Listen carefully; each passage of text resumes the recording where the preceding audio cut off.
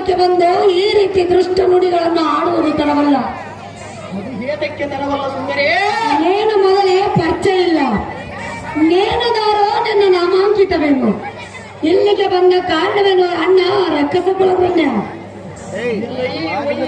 ಶಶಾಂಕ ಪ್ರಕಾಶ ಮುಂದಿರಿಸುವ ಚಂದ್ರಶೇಖರೇ ನಾಮುದಾರಂದರೆ ಜನಕನಾದ ವಿಸ್ರಾವಸ್ಸು ಮುನಿಗೆ 10 ವರ್ಷ ತಪವನ್ನು ಮಾಡಿದಂತ ನಮ್ಮ ಮಾತೆಯಾದ ಕೈಕಶ ದೇವಿಗೆ ಹೇಳಿದಂತೆ ಹಾಗೆ ಕುಪಿತರಾದ ಮಾತೆಯು ಪಿತನಾದ ವಿಸ್ರಾವಸ್ಸು ಮುನಿಗೆ ಈಗ ಕೇಳಿದರಂತೆ ಪತಿ ದೇವತೆ ನನಗೆ ತಿಳಿಸದಂತೆ 10 ಸಂವತ್ಸರ ತಪಸ್ಸಿಗೆ ಕುಳಿದಿರಲ್ಲ. ಸಮಯ ವ್ಯರ್ಥವಾಯಿತಲ್ಲ. ಒಬ್ಬ ಮಗವಿಗೆ ಜನ್ಮ ನೀಡಿದರೆ 10 ಪುತ್ರರನ್ನು ಪಡೆಯುತ್ತಿದ್ದರೆ ಎಂದಾಕ್ಷಣವೇ